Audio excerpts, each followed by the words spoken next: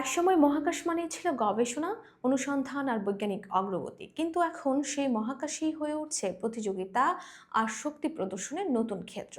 স্যাটেলাইটের উপর নির্ভর করছে যোগাযোগ, ইন্টারনেট, জিপিএস, এমনকি সামরিক কার্যক্রম। ফলে এই স্যাটেলাইটগুলোকে লক্ষ্য করে তৈরি হচ্ছে নতুন ধরনের অস্ত্র, যাকে বলা হয় অ্যান্টি স্যাটেলাইট বা এসেট অস্ত্র। প্রশ্ন উঠছে, কোন দেশগুলো এর প্রযুক্তি তৈরি করছে আর এর প্রভাব কতটা গভীর। ফারজানা মিথিলার প্রতিবেদনে বিস্তারিত।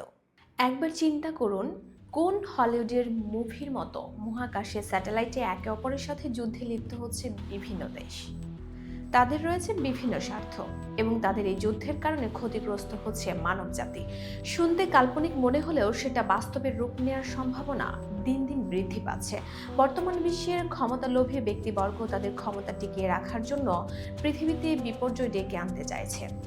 একটা দেশ সবচেয়ে ভয়াবহ পরিকল্পনার একটি হলো স্যাটেলাইট ধ্বংসের জন্য তৈরি করা অস্ত্র। আধুনিক বিশ্বের গুরুত্ব অবকাঠামোর একটি বড় অংশ স্যাটেলাইটের উপর নির্ভরশীল। ফোন যোগাযোগ, ইন্টারনেট, ব্যাংকিং সিস্টেম, এমনকি সামরিক নজরদারি সবকিছু স্যাটেলাইটের মাধ্যমে পরিচালিত।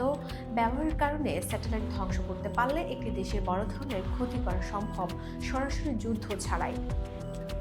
বর্তমানে কয়েকটি দেশ এই প্রযুক্তিতে এগিয়ে রয়েছে। ইউনাইটেড স্টেটস দীর্ঘদিন ধরে মহাকাশ প্রযুক্তিতে নেতৃত্ব দিচ্ছে। তাদের কাছে উন্নত স্যাটেলাইট সিস্টেমের পাশাপাশি সেগুলো রক্ষা ও প্রয়োজন হলে প্রতিপক্ষের স্যাটেলাইট অকার্যকর করার সক্ষমতা রয়েছে বলে বিভিন্ন বিশ্লেষণে উল্লেখ করা হয়।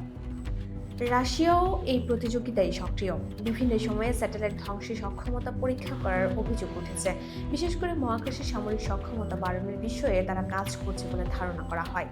চায়না 2007 সালে একটি স্যাটেলাইট ধ্বংস পরীক্ষার মাধ্যমে বিশ্বজুড়ে আলোচনায় আসে। সেই পরীক্ষায় মহাকাশে বিপুল পরিমাণ ধ্বংসাবশেষ তৈরি হয়েছিল, যা এখনও ঝুঁকি তৈরি করছে। ইন্ডিয়াও 2019 সালে একটি স্যাটেলাইট ধ্বংস পরীক্ষার কথা ঘোষণা করে। এর মাধ্যমে তারা এই প্রযুক্তি অর্জনের কথা জানায়। মহাকাশ নিরাপত্তা নিয়ে কাজ করা United Nations office for outer space অ্যাফেয়ার্সের মতে, মহাকাশে অস্ত্র প্রতিযোগিতা বাড়লে তা শুধু সামরিক নয়, বেসামরিক স্যাটেলাইটগুলোর জন্য ঝুঁকি তৈরি করবে।